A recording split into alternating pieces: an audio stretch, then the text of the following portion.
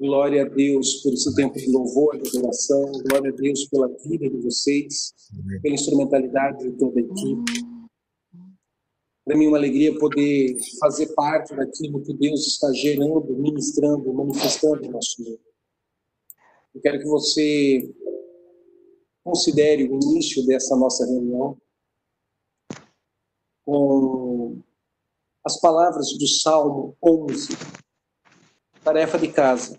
Ler o Salmo 11 umas 40 vezes nos próximos 7 dias. Ler, reler, meditar e refletir sobre o Salmo 11. Mas de todo o conteúdo do Salmo 11, eu quero introduzir falando sobre os fundamentos. Salmo, capítulo 11, versículo 3, diz assim, se forem removidos, algumas traduções dizem destruídos, outras traduções falam destituídos.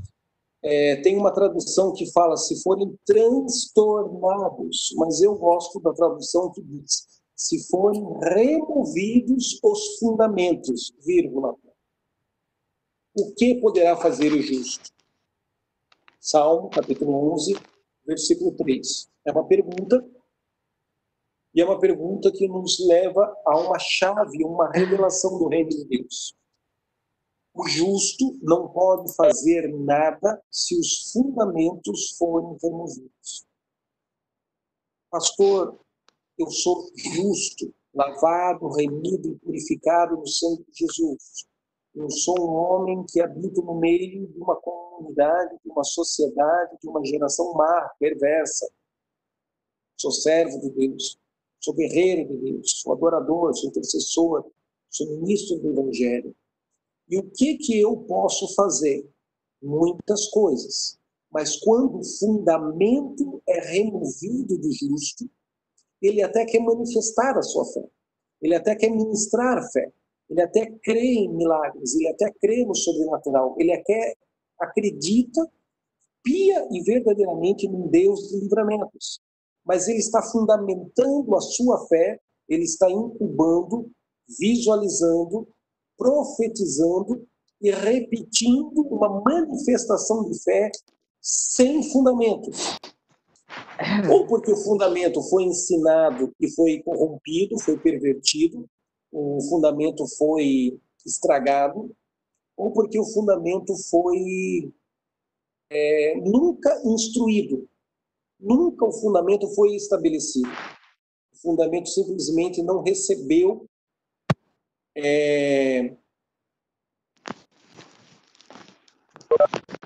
o fundamento não recebeu o devido estabelecimento. Eu acho que vocês todos estão me ouvindo. Está dando algum problema na comunicação? Está tranquilo. Para mim teve o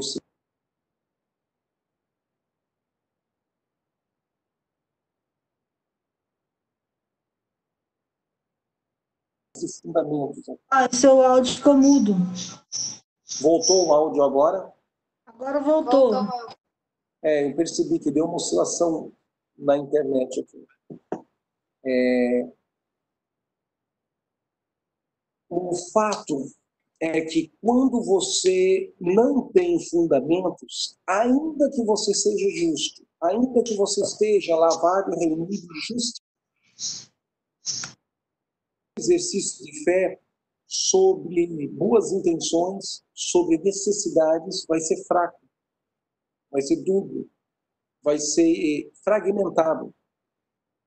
Sua fé não vai se manifestar com intensidade, porque os fundamentos que dão consistência para a operação de fé ou foram roubados do seu coração ou foram mal estabelecidos.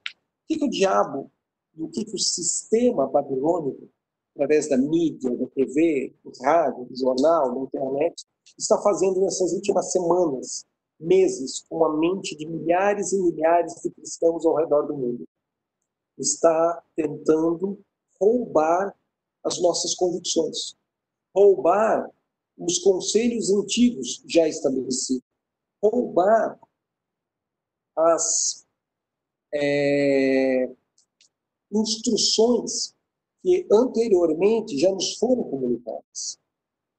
Família é um dos fundamentos? Sim, é um dos fundamentos. Por isso, a necessidade de abalar, destruir, desconstruir o conceito de família tradicional. Bíblia é um fundamento? Sim, Bíblia é um fundamento. Mas existem fundamentos que não são evangélicos, não são cristãos, não são religiosos, mas são universais. Por exemplo, o que é mais poderoso? A luz ou as trevas? Aí você vai me dizer, a luz. Tem uma sala escura, uma luzinha pequenininha de celular, ela se torna um farol poderoso, por mais pequena que seja essa luz, porque o ambiente é muito escuro, porque o ambiente é totalmente fechado. Então, pode dizer para a pessoa que está do seu lado, a luz sempre será mais poderosa do que a escuridão. Ponto pacífico até aí. Agora, o que é mais poderoso? O limpo ou o sujo? Você vai ficar assustado com o que eu vou te dizer agora. Mas o sujo é mais forte do que o limpo. O limpo é menos eficiente do que o sujo. É mais fraco. É para dar um tilt no cérebro mesmo, porque os fundamentos estão sendo abalados. Hebreus capítulo 12 fala que o que pode ser abalado, Deus vai abalar. O que não pode ser abalado, Ele não vai abalar. O que é fundamento eterno, o que é fundamento espiritual, o que é fundamento do reino dos céus, não vai ser abalado. Mas tudo que é a construção da religiosidade dos homens, Deus está permitindo que seja abalado, desestruturado, derrubado, destruído, reedificado, reconstruído, algo novo. A luz dissipa as trevas. Luz mais poderosa do que a escuridão. Ponto pacífico. O sujo é mais poderoso do que o limpo. O limpo sempre vai perder para o sujo. Tem um copo de água aqui, ó. Ele está totalmente limpo. Dá para beber. Aí eu pego uma gotinha de urina do meu cachorro, e pingo aqui dentro. Uma gotinha da urina de Beloca, cachorrinho aqui de casa. É só uma gotinha. Mas olha como é que é insignificante. Uma gotinha da urina do cachorro, todo esse volume de água limpa no copo. Quem de vocês quer tomar? Quem quer que eu anexe a água com uma gotinha de sujeira para você beber aí? Ninguém mais quer beber. Veja, uma gotinha de sujeira compromete todo um sistema de limpeza. Uma gotinha de luz, um fragmento fraco e frágil da luz, penetra, atravessa, dissipa as trevas. A luz é mais poderosa do que as trevas. Mas a sujeira sempre será mais poderosa do que a limpeza. Então você tem um exército chamado Israel. E você tem uma multidão de pessoas cujo fundamento espiritual foi estabelecido. E elas agora estão num exercício de fé, vendo com os olhos, falando, profetizando e proclamando com os lábios, e agindo, trabalhando estrategicamente, planejando e executando um cronograma de guerra. E algo sobrenatural acontece. Primeiro dia, uma volta ao redor de Jericó. Segundo dia, uma volta ao redor de Jericó. Terceiro dia, quarto dia, quinto dia, sexto dia, uma volta ao dia ao redor de Jericó. No sétimo dia, 7 voltas, com mais 6, 13. 13 voltas ao redor de Jericó. Vendo, falando, profetizando, incubando a sua fé, soando o chofar e manifestando o milagre do Senhor. O que aconteceu? O impossível, o sobrenatural. Porque esse exercício e essa liturgia de fé estava fundamentada sobre uma experiência que Josué teve com o anjo do exército do Senhor, que veio trazer para ele uma estratégia de vitória. O impossível aconteceu. O exército de Jericó era mais poderoso, perdeu. O exército de Israel, técnica e militarmente não era tão poderoso quanto, venceu. A vantagem da muralha caiu por terra. O Deus de Israel atropelou os deuses ligados ao padrão de adoração idólatra da lua na cidade de Jericó. Palmas para Jesus. Uma semana depois, no minúsculo pinículo da Palestina, num pinículo chamado Cidade de Ai, cidade pequena, insignificante, feia e cheia de corintianos. Uma cidade inexpressiva, militar e belicamente. Uma cidade que o camarada descasca a laranja com a sua espada e diz para o companheiro: vai ser fácil vencer essa guerra? Vencemos Jericó. Olha agora na cidade de Ai, vamos dar uma surra nos inimigos. E na cidade de Ai, o povo de Deus, o povo ungido, o povo eleito, o povo escolhido, o povo separado, o povo que havia, algumas semanas atrás, crido contra as expectativas, crido contra as possibilidades, exercitado fé fundamentado em algo sólido. Agora, na cidade de Ai, Salmo capítulo 11, versículo 3 está se cumprindo. O fundamento espiritual deles está sendo removido, está sendo corrompido, está sendo destruído, está sendo transgredido. E contra a cidade de Ai, que tudo indica ser fácil vencer, eles perderam. Por que eles perderam?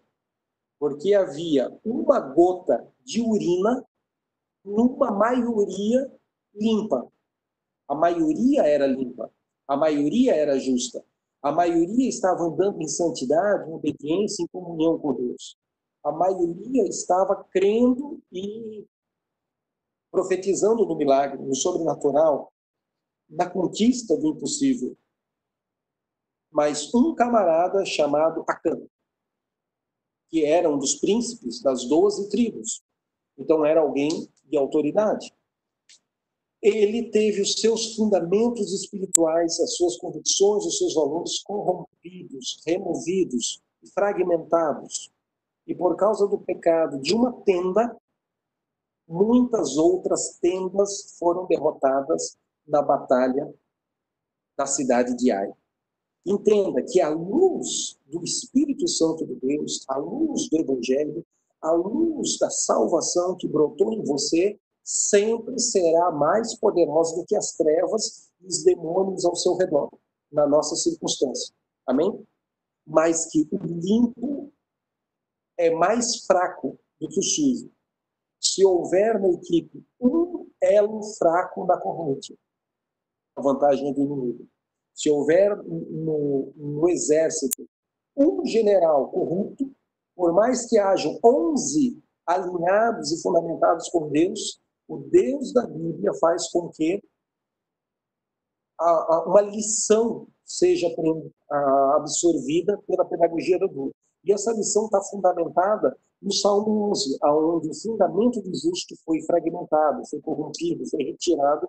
E quando esse fundamento é abalado dentro de mim, dentro de você, o que nós podemos fazer? Não podemos fazer nada. Podemos repetir frases de efeito, figuras de linguagem, chavão, conversa de religioso fiado. É isso que nós podemos fazer. Provérbios 22, 28 diz: não remova os limites antigos, os limites estabelecidos conforme a sua versão, que os pais estabeleceram, os teus pais estabeleceram, os limites antigos, os limites estabelecidos pelos teus pais. Provérbios 22, 28. É toda uma construção de mídia, de imprensa, de educação, de faculdade, de espiritualidade, de novas tendências teológicas para remover convicções e fundamentos espirituais eternos, que se a igreja for igreja com esses fundamentos corrompidos, Deus não receberá a adoração da igreja. No passado, como é que o diabo fazia? Adore a Baal, eu vou cortar a tua cabeça. Invoque, adore, faça uma oferenda a Astarote, senão eu vou arrancar o teu cérebro. Eu quero que você adore Beelzebul, Moloque ou qualquer outra personificação mitológica demoníaca, ou você vai ser cozido no óleo fervente. E as pessoas ficam decidindo, adorar a Deus ou rejeitar ao único vivo Deus em nome da espada na garganta. Como é que o diabo faz hoje? O diabo faz a mesma estratégia que ele usou com Jesus. Jesus recebe a frase de Satanás: se prostrado me adorares, todos esses reinos que está vindo, eu te darei. Para mim e para você, Satanás não oferece isso. Para mim, para você, na pós-modernidade, para a igreja dos fundamentos abalados, para a igreja dos fundamentos removidos, para a igreja dos fundamentos fragmentados, a proposta que Satanás faz é bem diferente. Satanás diz para a igreja da pós-modernidade, no meio do coronavírus, na nação brasileira e na nossa geração ao redor do mundo: continuem adorando a Deus, mas adorem a Deus com os sistemas de valor do mundo. Adorem a Jesus, não adorem a mim. Eu, Satanás, eu sei que vocês não vão me adorar. Adorem a Jesus, mas adorem a Jesus com a cultura da música gospel, com a cultura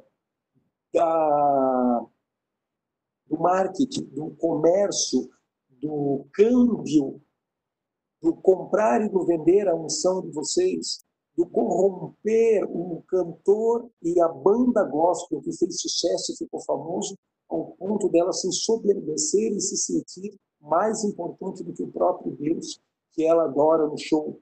Adore a Deus, mas adore a Deus com o mesmo método, com os mesmos fundamentos do show business de Hollywood. Adore a Jesus. Adore o único nome que foi dado entre os homens, mas adore ao nome verdadeiro, com os métodos, com o modo operante, com os bastidores, com o sistema de fundamentos, com o sistema de valores de Hollywood, do show business, da música pagã, da música idólatra, da música secular. Está adorando a música e a letra da música corretamente, com um espírito que só os profetas treinados são capazes de discernir. Aí eu vejo um tanso frequentador de igreja dizer para o filho: ah, filho, essa música não tem problema, olha a letra dela não tem nada de errado. E por trás dessa letra errada, o espírito de quem está cantando fez pacto e fez aliança e celebra ao que ou ao quem. Se você está debaixo da unção de Deus, se você é um homem ou uma mulher cheio da glória de Deus, você pode cantar: atirei o pau no gato, Dona Chica, do berro, do berro, do berro. Você pode cantar qualquer coisa, que debaixo de uma incubação de fé, atmosfera de glória e a carroça vai se manifestar. Você não precisa nem cantar, você só precisa fazer e fica dizendo a letra O, fica musicalizando a letra O. Você vai ver os portais se abrindo, porque o teu espírito, em comunhão com o Espírito de Deus, vai tocar no espírito das pessoas que estão ouvindo você cantar a letra O. E a glória de Deus vai se manifestar. O espírito imundo vai sair. Enfermos vão ser curados, pessoas vão começar a falar em línguas, pessoas vão chorar, pessoas vão se alegrar, atmosferas e fenômenos espirituais vão se manifestar, não por causa da letra poética ou teologicamente correta, mas por causa do teu espírito, da violência profética do Espírito de Deus se manifestando, se expandindo, revelando Jesus através da tua vida, naquele auditório, naquela transmissão do YouTube, naquela live, naquela igreja, naquela congregação onde você teve oportunidade de ministrar. Agora você pode cantar tudo bonitinho, e no final você ser um cantor gospel Illuminati, um cantor gospel preso e enroscado pelo feitiço maçônico, um cantor gospel que canta bonito e canta teologicamente correto, mas não vê a hora de acabar a vigília de oração para ir para o motel se prostituir com meninos ou com meninas, com adolescentes, quando não usar cocaína. Então veja que a igreja está cheia de entretenimento gospel, resiste, rejeita e tem medo do apostólico profético, mas ela quer adorar a Deus. E não é difícil encher o boteco de pessoas vazias de Deus. Difícil é fazê-las manifestar a glória de Deus nos filhos maduros, para pôr em liberdade toda a criação que geme com dores de parto ao nosso redor. Onde está o ponto de fragilidade? Nos fundamentos. Por isso nós temos uma escola de fundamentos. Ainda esse ano eu quero gravar e disponibilizar para vocês 58 aulas da nossa escola de fundamentos, que é uma espécie de escola para o recém-convertido. Eu sei que você já não é recém-convertido, mas você vai pegar esse material e vai multiplicar para outras pessoas. A escola dos fundamentos é uma escola importante para auxiliar o fundamento dos elementos do reino de Deus, da fé cristã, na vida de homens e mulheres que querem ser cheios do conhecimento da glória de Deus. Dentro do que eu falei, alguém gostaria de contribuir e comentar? Na sequência, eu vou abrir o nosso PowerPoint para voltarmos para a nossa série de ministrações sobre a teologia das 7 montanhas, dos 7 caminhos, dos 7 portais espirituais, das 7 áreas de influência na cidade. Eu quero escutar vocês agora.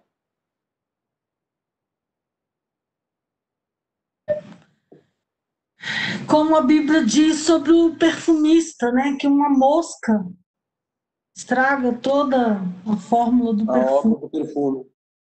né? Mesma alegoria, muito boa. Hã?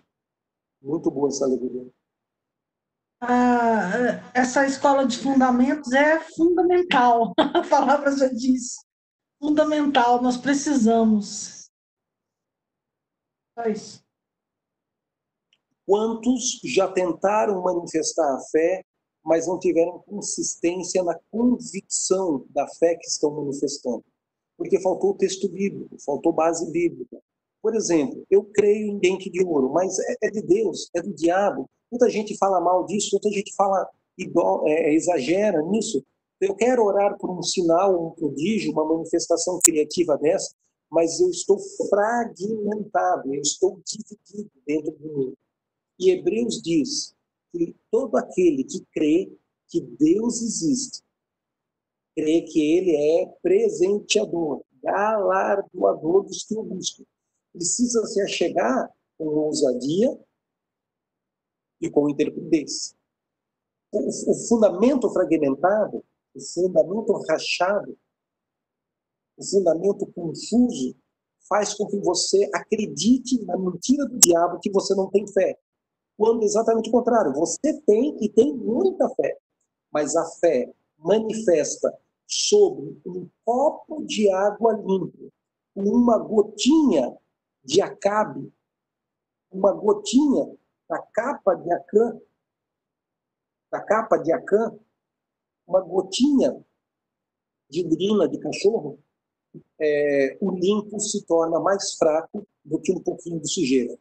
Enquanto que no profético, na intercessão, a luz se torna mais poderosa do que as trevas. São fundamentos universais que funcionam para o ímpio, funciona para o feiticeiro, funciona para o ateu, funciona para o cara que não acredita ou não dedica tempo para Deus ou para a Bíblia, mas é assim que Deus estabeleceu os firmes fundamentos que regem toda a criação. Outros vídeos eu vou falando de outros fundamentos universais, mas se alguém tiver mais algum comentário, eu gostaria de ouvir. Senão, nós vamos entrar no PowerPoint. É com vocês.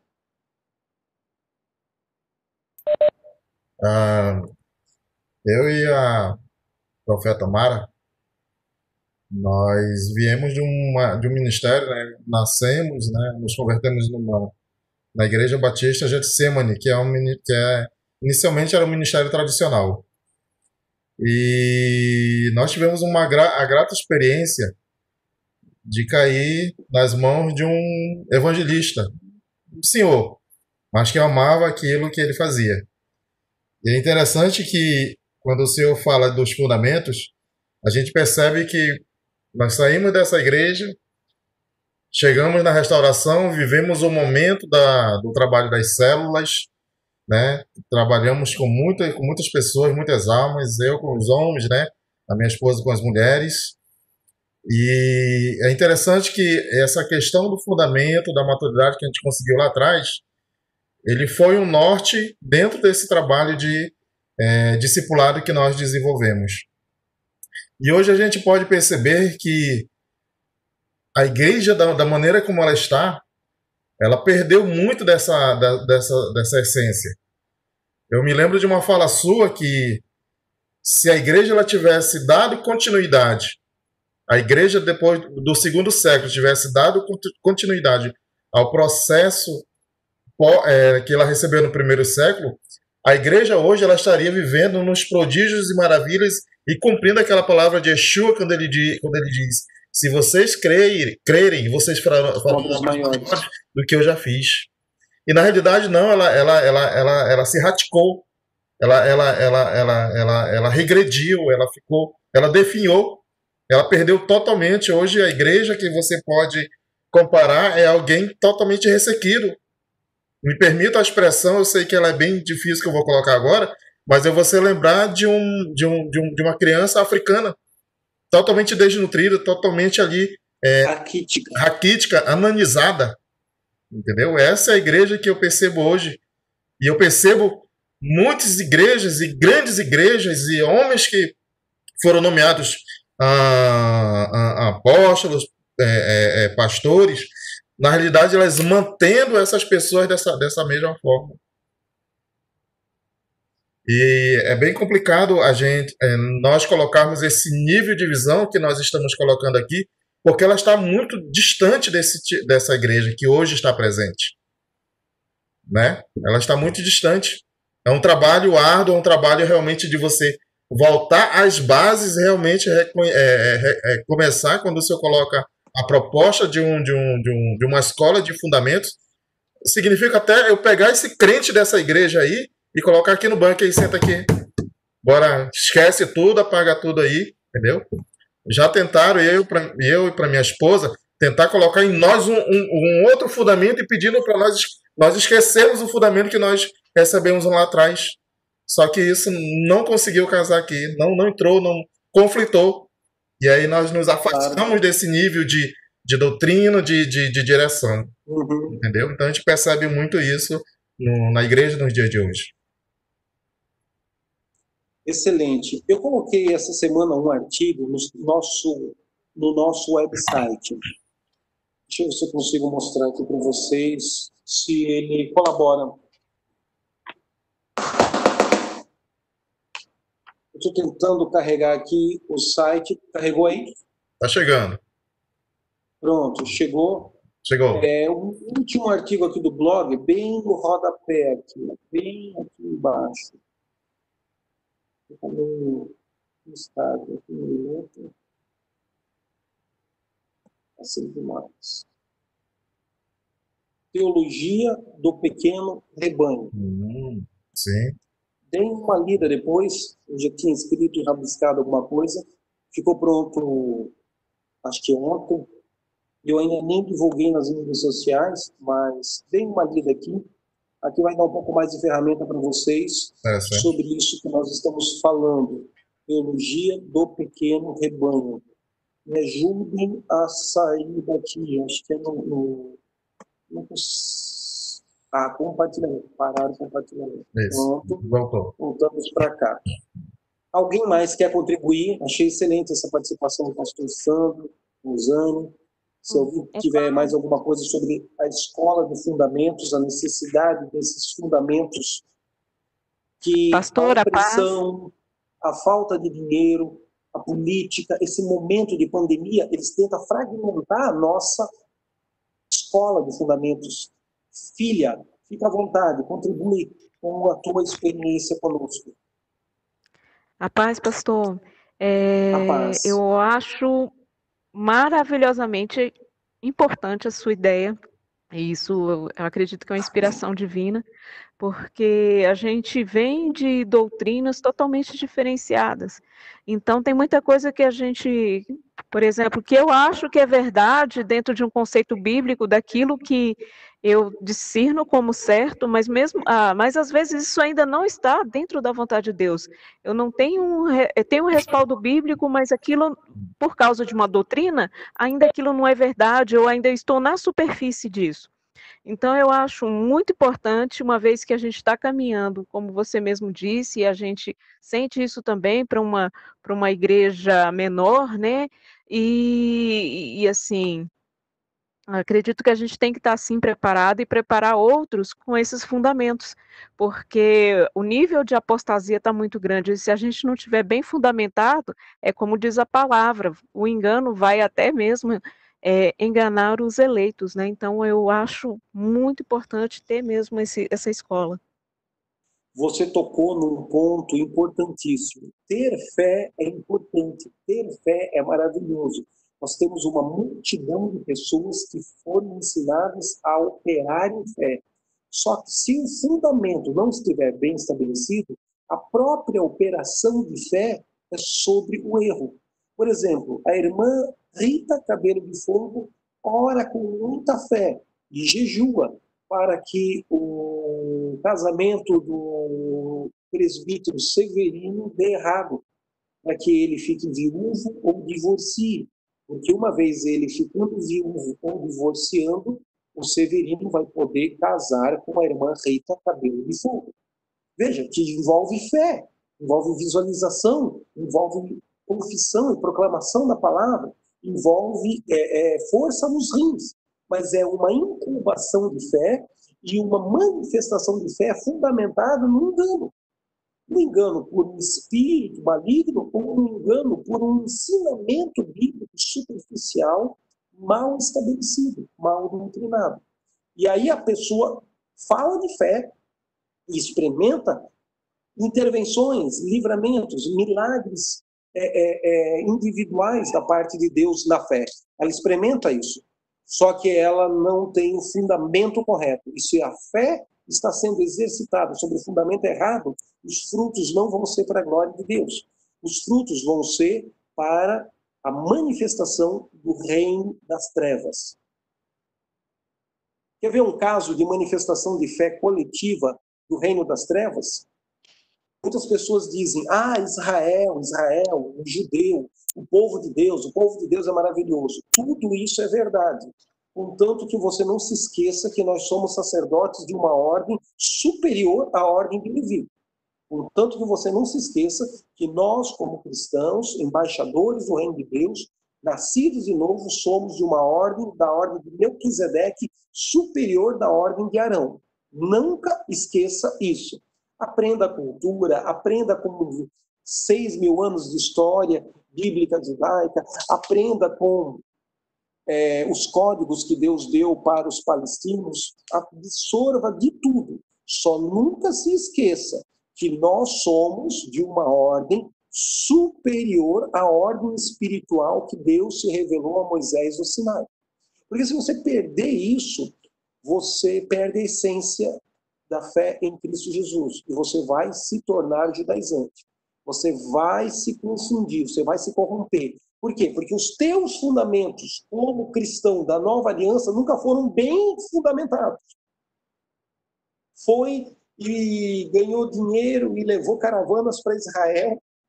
E glória a Deus, porque Israel tem um portal, Israel tem corredores de unção, Israel tem lugares onde os céus estão abertos, Israel é uma terra abençoada, porque Deus habita no Sinai. Tem uma série de informações, de códigos que lá em Israel você vai receber. Aqui no Brasil, o desdobramento seria muito mais complicado, muito mais difícil.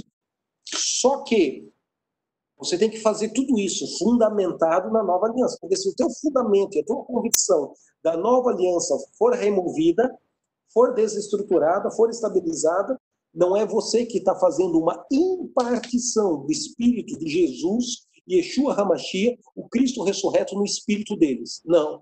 É você que está recebendo uma impartição do Espírito deles de um falso Messias. Porque se o Messias genuíno já veio e eles o rejeitaram, se o Messias genuíno já se manifestou e eles não o reconheceram como Messias, eles fazem um exercício de fé. Eles vêm, eles confessam, eles fazem uma incubação de fé criativa. Eles também jejuam, eles também citam a Torá, eles também fazem o Nefilim, eles também fazem as repetições e as mecânicas de repetição da alma deles, só que fundamentado numa crença errada. Que o Messias genuíno tem que vir, porque o que veio, Jesus, não é o genuíno. Esse é um profeta, é um rabone, é um rabi mas não é o Messias. Ora, eles não estão mal intencionados quando fazem a manifestação de fé coletiva deles invocando o Messias. Eles estão bem intencionados, porque o limpo e o sujo, a boa intenção do coração, não tem a força da luz que dissipa as trevas. É apenas uma boa intenção da religião. Veja que no mundo deles e no sistema de crença deles, o coração deles não está querendo o mal. Eles, no que eles ensinaram e aprenderam, querem o bem, invocar o Messias. Para mim e para você, que sabemos que Jesus é o Messias, quando escutamos alguém caminhando pelas ruas do Recife, ou quando escutamos alguém caminhando pelas ruas de Jerusalém, invocando um Messias, e esse alguém não crê que Jesus é o Messias, qual é o Messias que eles estão invocando? O falso ou o verdadeiro?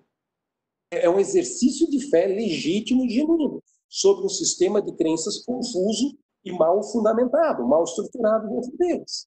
Inevitavelmente, esse exercício de fé presta um serviço para as trevas, fortalece o espírito do falso Cristo, do falso Messias.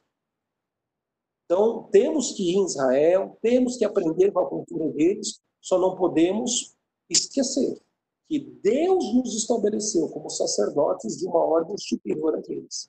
Temos que respeitar a cultura, temos que entender que Deus tem um método dele de se revelar a eles, temos que entender que Deus tem um plano para Israel simultâneo, paralelo ao plano de Deus para a igreja. Deus não substituiu Israel pela igreja. A teologia da substituição é uma teologia nazista, preconceituosa, antibíblica. Temos que entender a correta interpretação de Romanos capítulo 11, mas temos que entender que, apesar de tudo isso, somos sacerdotes da ordem de Melquisedeque. E a nossa incubação de fé, a nossa visualização criativa, a nossa proclamação da palavra, a nossa repetição, não é que o Messias venha pela primeira vez na terra, e sim que o Messias volte pela segunda vez na terra, porque nós o recebemos e cremos que ele já se manifestou entre nós. Vamos para o PowerPoint? Apóstolo Becker, Fique à vontade, Sandro. O senhor conhece a rota de Melquisedeque? O que eu quero perguntar com isso? Quais as referências históricas, os lugares, o que nós temos assim de concreto sobre Melquisedeque, que o senhor possa, de repente, lá na frente, uma outra oportunidade. Tá aí uma live importante para a gente gravar, porque na arqueologia e na história tem muita informação de Melquisedeque. Numa aplicação mais biblicista, temos lá em Gênesis e depois em Hebreus, né, para correlacionar os fatos e fazer algumas convicções espirituais. Mas na arqueologia e na história tem muita riqueza, tem muita informação relevante. Legal. Aí um tema importante para a gente desenvolver ainda esse ano aqui no nosso discipulado. Aqui. Olha, eu vou colocar para vocês o nosso PowerPoint, tá? Venha o teu reino. 7 chaves para conquistarmos as 7 montanhas da sociedade. Descubra 7 chaves para conquistar os 7 montes da sociedade. Quem conquista essas áreas de influência controla a psique da cidade. Eu vou passar alguns flyers que a gente viu aqui na semana passada. E, se eu não me engano, nós terminamos a nossa conversa semana passada em Éfeso, não foi? Éfeso 19, Atos 19, em Éfeso, quando Paulo chega lá. Isso mesmo. Para ter aquela guerra de altares com Demétrio. Deixa eu voltar aqui. 7 áreas de influência. Lana Copeland, da Inglaterra, sistematiza no livro dela Organização Social do Antigo Testamento em 8 áreas. É só uma questão didática e sistemática para facilitar o aprendizado. Eu classifiquei assim: primeira área de influência, artes, entretenimento, shows, música, dança, artista, pintura, quadros, cultura, tudo está relacionado à inteligência artística. Segunda área, governo, política, judiciário, legislativo, executivo, TRE, Procuradoria-Geral da União, qualquer outra autarquia, como direito constitucional, direito civil, direito administrativo, direito penitenciário e assim por diante. Terceira área, a área da mídia, a área da comunicação, a área do rádio, da TV, da internet, da mídia impressa, da revista, da publicidade, do espírito da falsa profecia, do espírito da falsa mídia, a falsa publicidade, o espírito da verdadeira profecia, a verdadeira mídia, a verdadeira notícia. Aí entraríamos até aqui na montanha do fake news. Tudo isso nessa terceira área de influência do funcionamento de uma sociedade. Quarta montanha, que nem todos os autores dos livros que eu estou disponibilizando para vocês sistematizam a montanha da educação, da ciência, das pesquisas, mas eu gosto de sistematizá-la e organizá-la assim. É comum o cara botar a montanha da família, a montanha da religião, como duas montanhas distintas. Nós vamos ver isso nos PowerPoints ao longo desse treinamento. Mas a montanha da educação, da ciência, da pesquisa, da revolução espacial, até onde o darwinismo desconstrói o cristianismo, até onde que a física quântica desconstrói a Bíblia. Exatamente o contrário. Pouca ciência você passa a duvidar e a questionar a Bíblia, mas se mergulhar num nível de revelação científica profunda, a Bíblia se confirma e você retorna para crer nas Sagradas Escrituras. Por isso que cada vez mais estudiosos de física quântica têm se tornado apaixonados por Jesus, pelo reino de Deus e pelos fenômenos quânticos que Jesus manifestou aqui na Terra. A montanha da família, a montanha da igreja, a montanha da religião, a montanha do controle e da manipulação das massas, do fluxo dos peregrinos, seja islamismo, seja catolicismo, seja protestantismo, seja pentecostalismo, seja budismo, shintoísmo e tantos outros ismos. O Papa vai se reunir em Dubai para inaugurar o templo macroecumênico de todo o mundo, de todos os santos, de todos os deuses, de todas as divindades, onde, se eu não me engano, são 9 altares de 9 religiões para 9 divindades diferentes. Bom, aqui existe um segredo bíblico, existe uma contrafacção, uma imitação maligna desse segredo de forma corrompida, contaminada para o reino das trevas.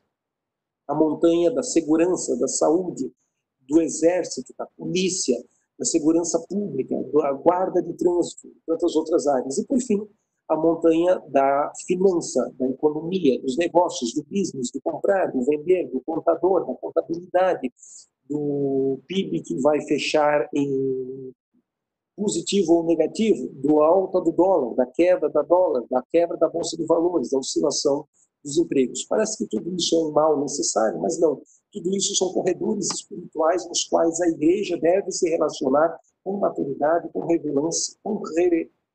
relevância, transformando, influenciando, implantando os valores do reino de Deus, não apenas dentro das 4 paredes da igreja, mas sim dentro das 7 montanhas, os 7 fluxos de energia da sociedade. Essa outra arte aqui já faz a separação da montanha da religião como uma montanha independente da montanha da família. Montanha da educação, da economia, do governo, da mídia, das artes. São formas diferentes de sistematizar a mesma convicção. Eu não vou repetir a aula do vídeo anterior, você que está nos assistindo agora e perdeu o discipulado da semana passada, volta aí, pega esse conteúdo e assista. Mas hoje nós vamos começar a falar a partir de Atos, capítulo 19, versículo 18 ao 40, quando Paulo chega na cidade de Éfeso. João, o que foi isolado na ilha de Patmos, já havia implantado uma igreja com 8 membros em Éfeso. Paulo vai organizar, sistematizar, dar continuidade. E diz o texto bíblico que é travada uma guerra de altares. Altar de Diana, através da instrumentalidade de um comerciante muito influente, que também é muito feiticeiro, muito idólatra, muito ocultista, Demétrio.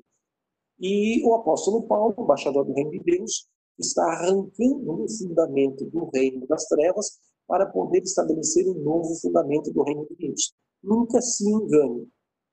Os covardes gostam de acreditar que você prega o bem, prega o novo, anuncia Jesus e é suficiente. Mas os profetas entendem que você só consegue estabelecer o fundamento da Nova Jerusalém se primeiro você tiver coragem de arrancar os fundamentos da Babilônia, os fundamentos antigos. Ninguém consegue Vou voltar aqui com vocês. Ninguém consegue estabelecer os fundamentos da nova Jerusalém, do reino de Deus, sem primeiro arrancar as estruturas de Babel já estabelecidas na formação da cultura de uma cidade. Gideão foi poderosamente ungido e capacitado pelo Espírito Santo de Deus. Mas Gideão começa o seu ministério de avivalista, de libertador de Israel em relação aos filisteus. Gideão começa derrubando um altar de Baal, que estava na casa do próprio pai de Gideão. O altar idólatra construído no quintal do pai de Gideão. Então ele quer trazer algo de Deus, do céu para Israel, mas primeiro ele tem plena consciência de que ele tem que derrubar o errado estabelecido no meio da psique da congregação, da psique da nação, da psique do povo de Israel. E começa pela sua casa. É aquela coisa, né? De ter fé para fazer o bom, fazer o melhor, fazer o de Deus, fazer o certo, mas ter os fundamentos dúbios, débeis ou fragilizados ao longo do processo de sincretismo. O que acontece com Gideão? Para nós, a teologia das 7 montanhas é a mesma dinâmica. Nós queremos implantar o novo, mas primeiro temos que ter coragem de confrontar e derrubar os fundamentos antigos, os fundamentos errados, os fundamentos velhos. Vamos lá. Atos 19, 18 a 40. A palavra de Deus que diz assim, ó.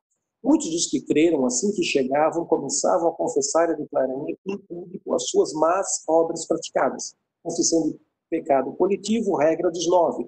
Leia Esdras 9, Neemias 9, Daniel 9. O mesmo se repete agora em Atos capítulo 19, versículo 18. Da mesma forma, muitos dos que haviam se dedicado à prática do ocultismo, reunindo seus livros de magia, os queimaram diante de toda a comunidade reunida, praça pública.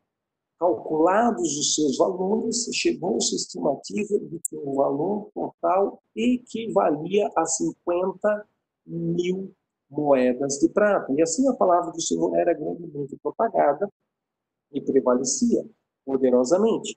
Paulo apostoliza, Paulo envia Timóteo e Erasto. Passados esses acontecimentos, Paulo decidiu, no seu espírito, ir para Jerusalém, passando pela Macedônia e pela Caia, e planejava, projetava, conjecturava.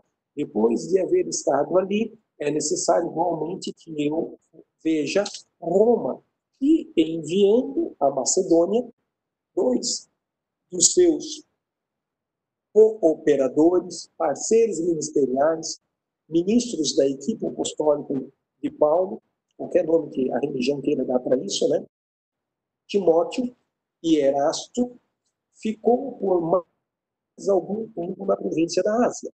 Naquele tempo aconteceu grande alvoroço por causa de Jesus, por causa do caminho.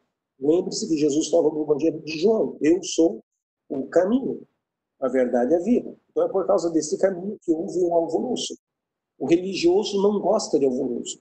O profeta é o instrumento de Deus para alvoroçar a terra. Um ourives chamado Demétrio, que confeccionava miniaturas de prata do templo de Diana e proporcionava grandes lucros aos artífices. Outras traduções dizem que o nicho era de Diana e não do templo. Promoveu uma reunião destes com os demais trabalhadores desta profissão e lhes declarou: Senhores, sabeis que deste ofício vem o nosso enriquecimento. E estáis observando e ouvindo que não apenas na cidade de Éfeso, como também em quase toda a província da Ásia, este indivíduo, Paulo, tem persuadido e alterado o modo de viver de muitas pessoas.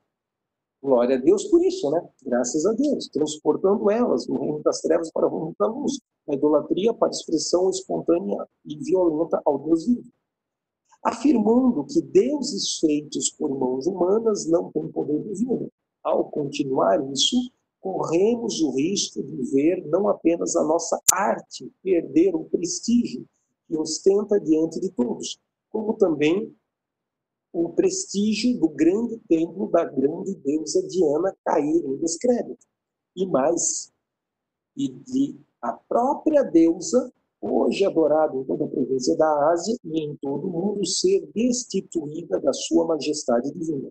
Que divindade é essa que pode ser destituída da sua divindade? Porque se você não adorar a Deus, ele continua sendo a Deus. Se você adorar a Deus, você se torna participante da santidade dele, né? Mas se você não adorar, não continuar a queimar incenso à rainha dos céus, a grande Diana dos Efésios, ela deixa de ser deusa. Ela perde a sua eficácia. Então, veja a fragilidade do sistema das trevas. E ele reconhece que, se parar de adorar a rainha dos céus, ela deixa de exercer influência sobre a mente daquela família, daquela cidade, daquela província ou daquele indivíduo. Assim que ouviram isso, foram tomados de grande ira e começaram a exclamar: grande é Diana dos Efésios. Toda a cidade foi envolvida por um absoluto alvoroço, um pulso psíquico das trevas, um pulso psíquico de Satanás, um pulso psíquico de demônios saiu pela instrumentalidade da liderança de Demétrio e alvoroçou e revoltou e tornou-os violentos. Os que tinham demônios adormecidos, os demônios acordaram, se manifestaram com alvoroço, com ira, com violência, com ameaça de morte. E gritaram: grande é a Diana dos Efésios. Rapidamente toda a cidade foi envolvida por absoluto alvoroço. O povo correu, alucinado, para o teatro, arrastando os membros da equipe ministerial do apóstolo Paulo, os cooperadores, os companheiros de Paulo, os macedônios, Gaio, Tarco. Então, Paulo quis apresentar-se à multidão, mas os discípulos o contiveram. Quantas pessoas tem na equipe de Paulo até agora? Timóteo e Erasto em cima. Agora vai aparecer Gaio e Aristarco. Daqui a pouco vai falar sobre Alexandre Latoeiro, que vai concordar com a multidão e vai refutar a atitude agressiva e profética do apóstolo Paulo. Ali em cima, fica claro que nesse texto existem muitos corredores de energia. Se eu perguntar para você, das 7 montanhas que influenciam a psique, os 7 corredores de energia, das 7 chaves que influenciam a mente dos moradores de Éfeso, quantas áreas de influência estão nesse texto? A montanha da arte, do entretenimento, da linguagem artística, das esculturas, da expressão inteligente, da inteligência artística que esculpe uma estátua feminina. Aí, a linguagem da arte não para glorificar e honrar a Deus, mas a linguagem da arte para fortalecer o rito pagão, idólatra, satânico. Tem aí a montanha da democracia, tem aí a montanha do eloquente orador persuadindo as multidões e lançando elas contra Paulo. Tem nesse texto aqui a montanha da falsa mídia, do falso marketing, da falsa publicidade. Será que Demétrio está dando um pulso psíquico na mente dos moradores de Éfeso para que uma fake news faça com que eles fiquem revoltados contra o apóstolo Paulo e seus apóstolos, missionários, intercessores, evangelistas, membros da sua equipe ministerial? Veja que existem várias montanhas aqui nesse texto. Me ajudem a enxergar outras montanhas. Pastor Sandro, profeta, me ajuda a enxergar outras montanhas. Só nesse textozinho aqui que a gente do business, né? Do dinheiro ali. Dinheiro, da finança. Então vamos lá. Arte, falsa mídia, né? Publicidade, fake news, energia financeira, porque dava lucro, né? Dava a nossa riqueza. Como é que fala essa tradução aqui? O nosso enriquecimento. Senhor, sabeis que deste ofício vem o nosso enriquecimento. Isso. O que mais?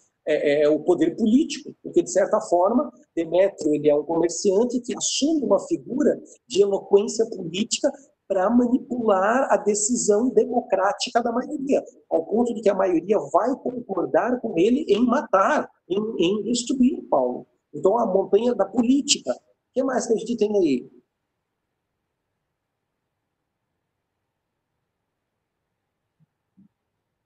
da religião em si, né?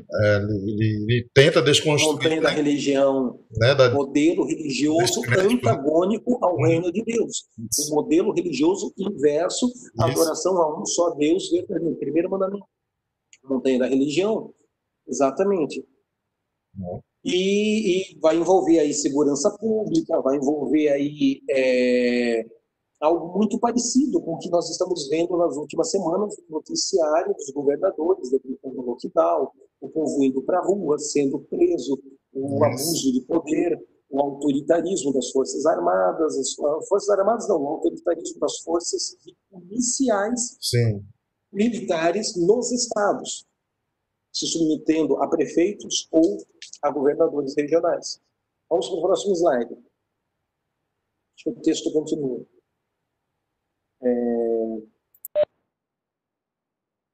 Acho que não tocou, né? Pronto. Lá em cima, seguindo a leitura do texto, também alguns dos oficiais religiosos romanos, clero, e vai aparecer aí o poder bélico, político da escolta armada de Roma, amigos de Paulo, chegaram a mandar-lhe um recado expresso, rogando-lhe que não se arriscasse em comparecer publicamente no teatro. A Assembleia estava em total confusão. Veja, um termo aqui político. Assembleia Legislativa, Câmara dos Deputados, Poder do Senado. Aqui a expressão é a Assembleia, em praça pública, no teatro de Éfeso, estava em total confusão. Uns gritavam de uma forma, outros protestavam de outra. E a maior parte das pessoas nem sabiam certo porque estavam concentradas ali. Como acontece hoje, né? Tem gente que xinga o Bolsonaro e não sabe por que está xingando. Xinga o Lula e nem sabe se concorda porque está xingando o Lula. Mas a maioria está indo naquela vertente, então o cara vai na onda.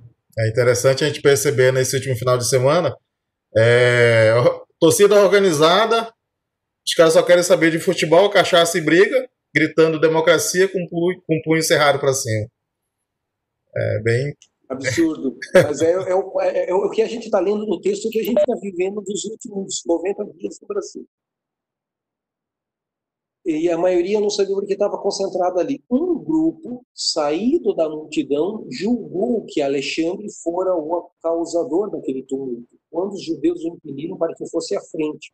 Alexandre Latueiro, aquele que mais tarde, em outros textos, Paulo vai amaldiçoar, vai dar um decreto de juízo na vida dele.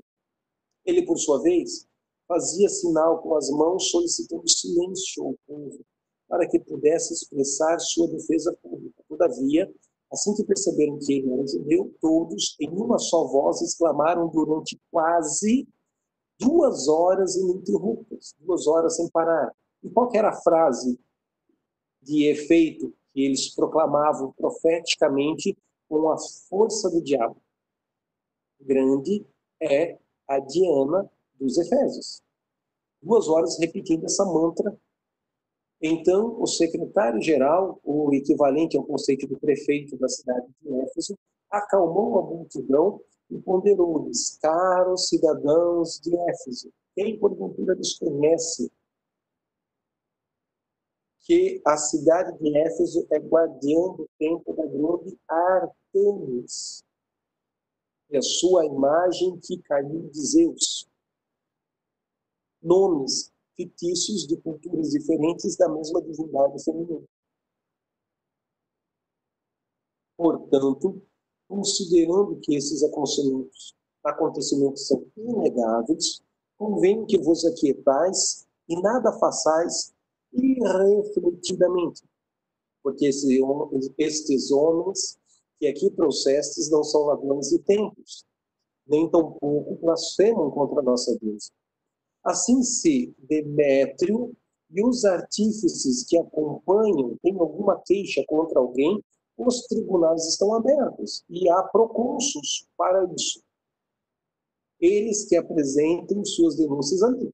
Em todo caso haja qualquer outro pleito, esse deverá ser decidido em assembleia regular conforme a lei. Portanto, da forma como estão procedendo, corremos o perigo de sermos acusados de perturbar a ordem pública, tendo em vista o muito ocorrido hoje. Nesse caso, não nos haveria motivo razoável que pudéssemos alegar para justificar tamanha movimentação do povo. Tendo dito isso, Deus fez a Assembleia. E Paulo retorna à Macedônia e à Grécia. Bom, parece exatamente o que nós estamos acompanhando no noticiário. Existe uma argumentação jurídica, existe agora uma outra refutação jurídica, existe um juiz que autoriza, existe outro juiz que não autoriza, existe um decreto presidencial que diz isolamento vertical, existe outro decreto de um governador regional que diz não, nós vamos continuar no horizontal. Existem manobras jurídicas aqui presentes nesse texto. Isso nada mais é do que uma tentativa maligna e demoníaca de desestruturar e enfraquecer a manifestação do reino de Deus pela instrumentalidade do apóstolo Paulo e da sua equipe. Se eu convidar você para irmos agora na praça da sua cidade com 100, 200 ou 300 homens e mulheres cheios do Espírito Santo de Deus e cronometrarmos no relógio 2 horas ininterruptas.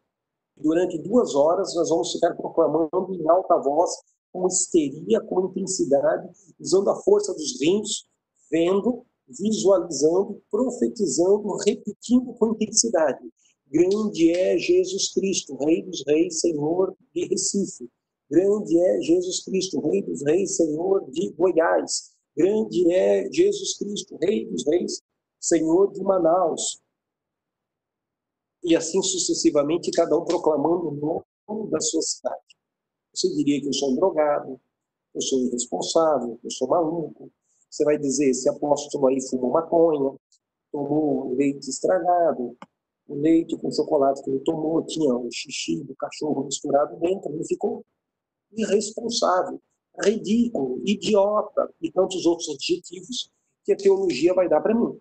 Ok, essa é a opção de você castrar a força e a violência profética e abraçar a força e a intensidade patética do rito litúrgico. Porque para Diana dos Efésios, o impulso psíquico do inferno, através do discurso de Demétrio, despertou o espírito deles para invocar um demônio, para invocar um ídolo, para invocar e proclamar e profetizar para o inferno, para o mal, para o reino da idolatria, mas profetizar por 2 horas ininterruptas. Grande é Diana dos Efésios. Se eu disser para você, vamos fazer o inverso, vamos fazer 2 horas de proclamação, de adoração, de língua estranha, quem tem pandeiro toca pandeiro, quem tem violão leva violão, quem tem música no caixa de som, toca a sua caixa de som, nós vamos invocar e entronizar Jesus nos céus das nossas cidades. Jesus vai ser adorado, entronizado, invocado. Aí você acha o quê? Que eu sou exagerado, que eu sou excêntrico, que a tua mente tem feitiçada por uma liturgia de culto que fracassou na Europa. A Europa protestante, com a liturgia de culto moderada e tímida dela, se tornou muçulmana, esotérica, New Age, e você nem percebeu isso ainda. Os seus sentidos, a sua percepção e sensibilidade espiritual talvez estejam adormecidos, mornos. E lembre-se que em Apocalipse os mornos são os primeiros a serem vomitados. É necessário uma ativação, é necessário um relâmpago, um raio, um trovão, um trono de Deus despertando o espírito humano. E nessas manifestações de ativação profética, de despertar o Espírito do Senhor, despertou o Espírito de Zorobabel. E aí uma reforma na psique do povo de Israel começou a ser ministrada, ao ponto dela concluir. Ela não começou, mas ela concluiu com o fruto de arrependimento a inauguração do altar, do templo e dos muros de Jerusalém. Esdras, Neemias, Zorobabel, o líder político, um ministro político debaixo de uma ativação profética, e Josadaque, o sumo sacerdote daquela época. Então nós temos ali o poder da religião, o poder do profético e o poder da articulação política, despertados, ativados, impartidos, pneumatizados, inspirados pelo poder de Deus, fazendo com que o exílio babilônico fosse revertido e o caos fosse reconstruído, restaurado e a ordem fosse estabelecida novamente.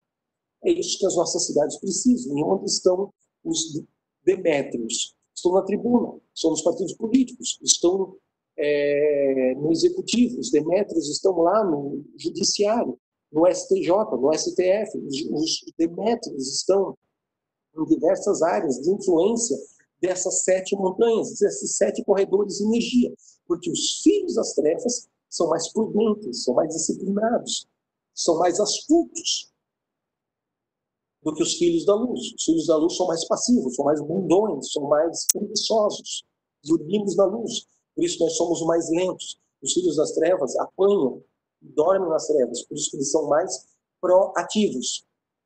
Se tiver uma revolução socialista, eu tiver que pegar os jovens de uma grande igreja avivada, célula, louvor, adoração, Igreja Batista Lagoinha, Igreja Quadrangular, Assembleia de Deus, se eu pegar agora 50 mil jovens de qualquer movimento evangélico, de louvor, de adoração, que enche um ginásio, que enche um estádio para gravar um DVD.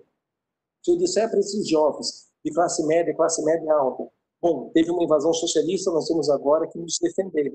Eles sabem dar um tiro, eles sabem fazer fogo sem fósforo, eles sabem acampar, eles sabem caçar um animal e comer, ou eles sabem reclamar do pai e da mãe que o PlayStation não está funcionando e ir na geladeira comer um iogurte.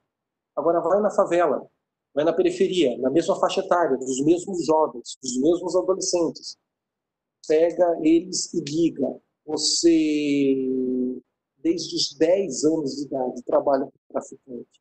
Desde os 8 anos de idade, come a linguicinha que o traficante manda assar e distribuir os pobres da favela.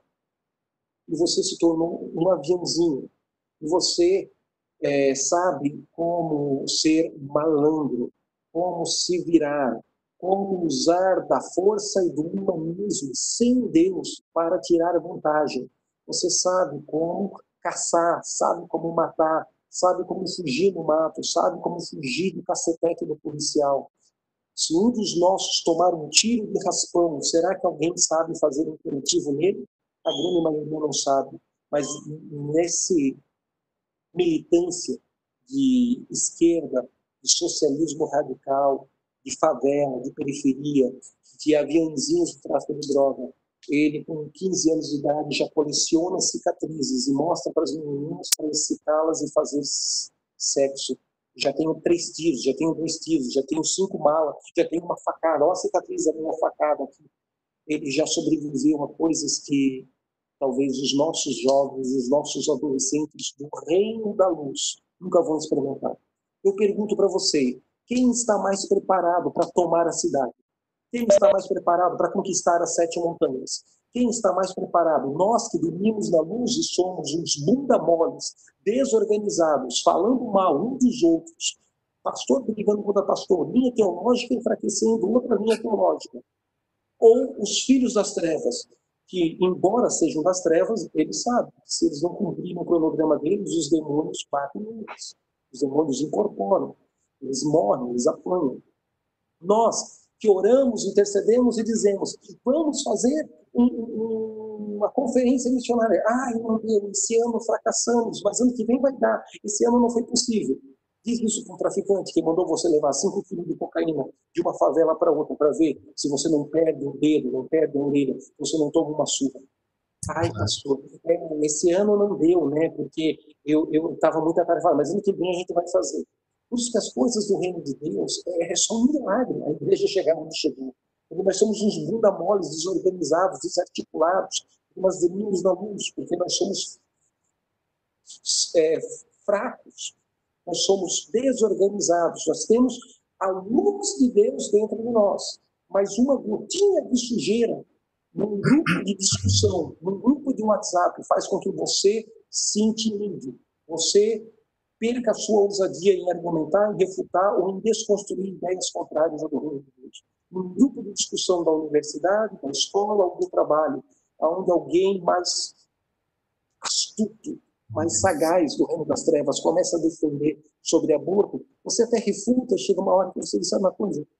Vou entregar na mão de Deus, eu vou orar, eu não vou mais assim refutar ideias com tanta veemência, porque eu prefiro manter a política da boa vizinhança do que a profecia que refuta e desconstrói as convicções que aquele esquerdopata, aquele militante LGBT, aquele indivíduo que personifica as características e os simbolismos de Demétrio está vomitando. Por isso, nós somos uma igreja que dorme na luz. Mas chega um momento que o Espírito de Deus ativa, desperta profeticamente o espírito de um exército. E um exército de vale de ossos secos está sendo ressuscitado nessa noite. Por isso eu chamo, vem vento do norte, sopra vento do sul. Vem vento do oeste, manifesta-te agora, Espírito Santo de Deus vem do leste, sopra nos quatro cantos, sopra no vale de ossos secos, e um exército se organize, um exército passivo se revivifique, assim como tu despertou o espírito de Zorobabel, de Josadac, de Esdras e Neemias, desperta o meu espírito e o espírito dos meus filhos, da minha esposa, da minha casa, da minha família, desperta o espírito dos pastores, das igrejas, desta geração, dos meus irmãos católicos, meus irmãos de outras convicções religiosas, mesmo que não creiam em Jesus do jeito como eu creio, desperta o espírito da nação brasileira, desperta o espírito dessa geração para se organizar, falarmos uma só linguagem, termos uma só visão e trabalharmos focados na reconstrução desse país. O Espírito que ressuscitou Jesus no terceiro dia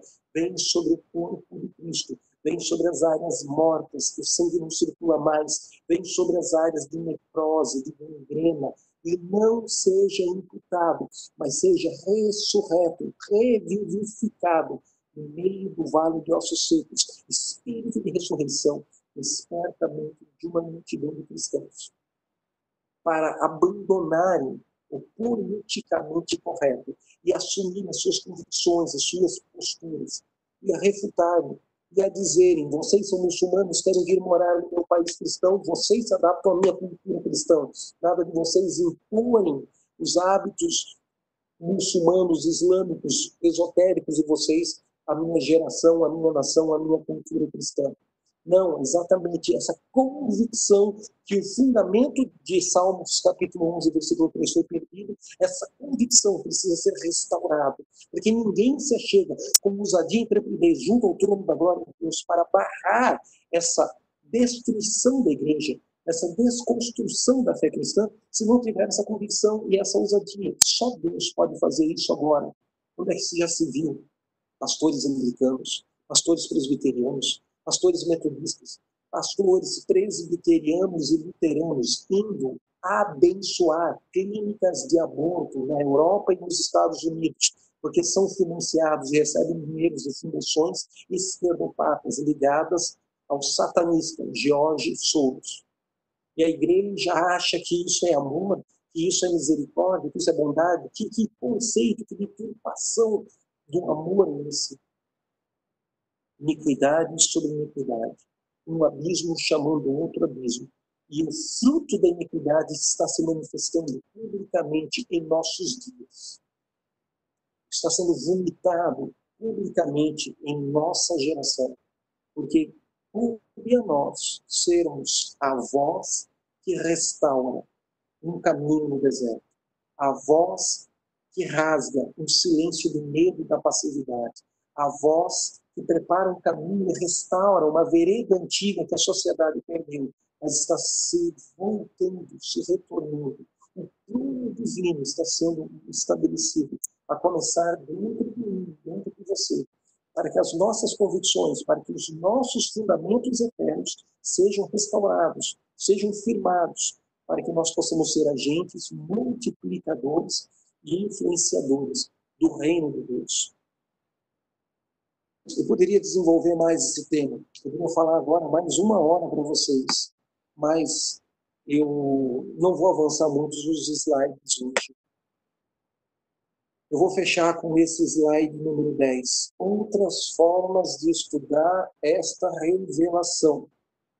A montanha da mídia, ligada a um povo antigo que Josué teve que passar a faca na garganta, os heteus.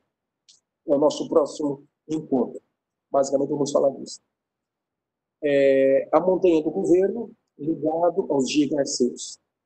A montanha da educação, ligada aos almoredos. A montanha da economia, das finanças, ligada aos cananeus. A montanha da religião, intimamente relacionada aos fariseus. A montanha das artes, das celebrações, da linguagem artística, aos heveus. E a montanha da família, aos jebuseus. Que é a forma que o John Inc.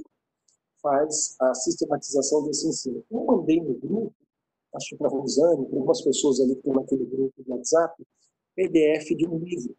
Está muito pesado. Talvez até a Rosane ou alguém com mais informação técnica possa pegar 4 PDFs e fazer um PDF só, que é um livro online para vocês lerem, mergulharem nesse conteúdo.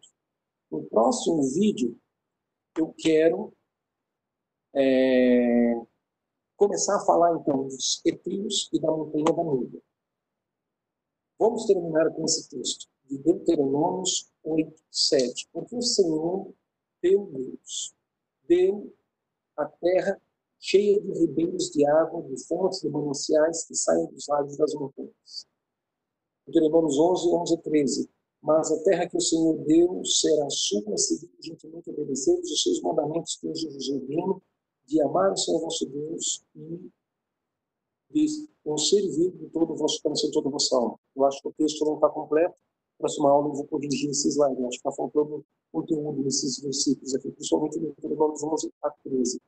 Mas é o texto-chave para você ler e meditar em casa.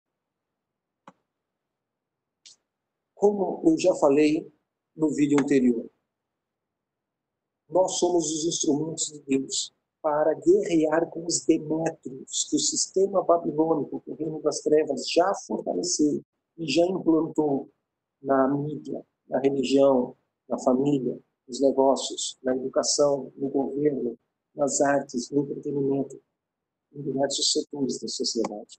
Não adianta só derrubar os filhos das trevas, é derrubar um e estabelecer pessoas comprometidas com o valor do reino de Deus. Apocalipse 19, 17, 9 diz, aqui um sentido que tem sabedoria. As 7 cabeças são 7 montanhas, sobre as quais a mulher está sentada, descrevendo a besta, né, na qual a mulher está sentada. Uma linguagem profética, alegórica, histórica, dúbia, subjetiva. Muitos teólogos vão fazer aplicações diferentes disso, mas o que você precisa saber é que Deus está nos levantando com o mesmo manto, com a mesma unção, com a mesma chave, com a mesma autoridade, com a mesma ousadia que despertou o Espírito de Paulo para manifestar o reino de Deus em Éfeso. E não é porque a igreja de Éfeso foi evangelizada que as gerações futuras têm o direito de se corromper e se contaminar com o pecado. Porque Éfeso de Paulo, ela vai se tornar a atual Turquia, fechada para o evangelho dos dias de hoje. Mas já foi uma das igrejas mais gloriosas, mais expressivas, mais influentes da antiguidade. A unção de uma geração deve ser transferida imitativa para a geração seguinte. Pecado tem o poder de fazer com que uma gotinha de urina de cachorro contamine todo o volume de uma água limpa e pura para beber.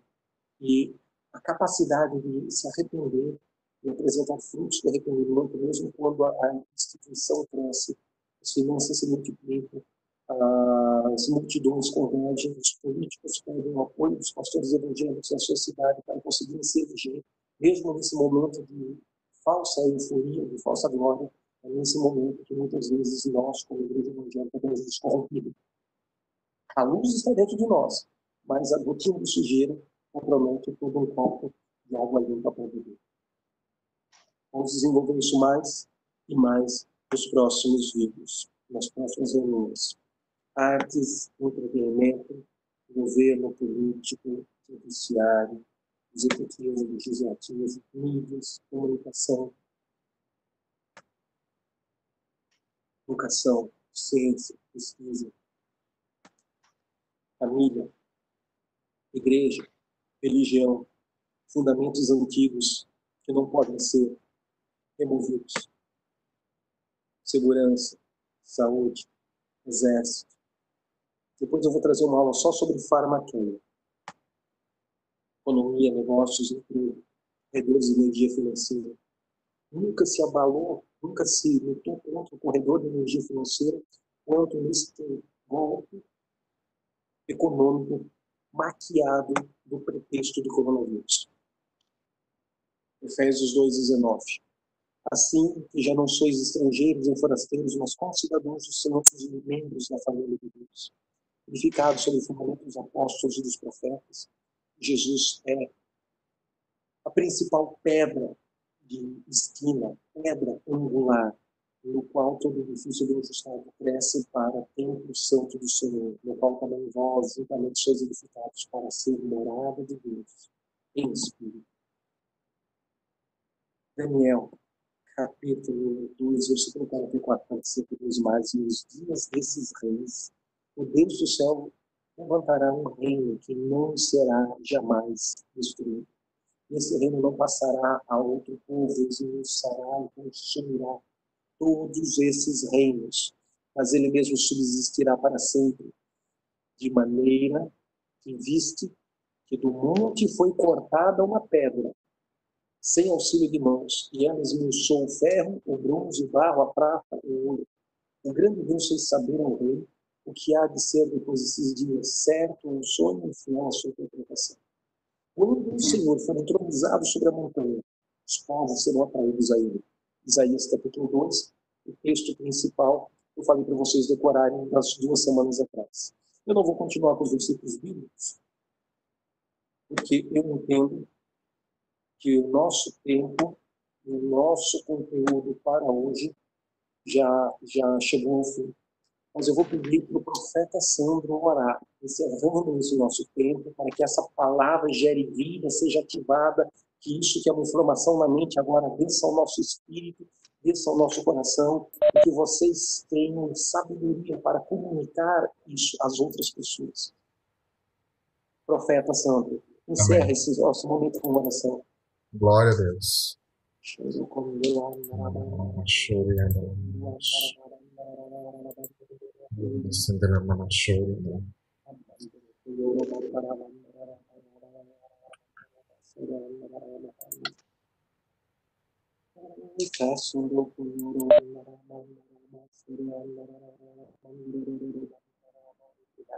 Por essas pessoas. Obrigado por eles que estão assistindo ao vivo, para aqueles que vão assistir pelo canal. Libera, Senhor, abre os céus, manifesta a tua glória, desperta o espírito de uma geração, desperta o espírito de uma multidão, desperta o espírito para que a igreja influencie, redima, manifeste o sangue de Jesus para reunir e purificar 7 áreas de influência da sociedade, para que uma geração de teólogos pare de acreditar que tem que entregar essas coisas das mãos do diabo e sair voando feito um pardal, mas que eles assumam a responsabilidade do comissionamento de trazer as realidades do céu e manifestá-las entre os homens da terra. Em nome de Jesus. Siga adorando a Deus, tenha um tempo de comunhão. Profeta Sandro, continua ministrando. Eu vou me retirar da sala, mas vocês continuem orando, continuem adorando e ministrando a Deus. Em nome de Jesus, até a próxima semana, pessoal.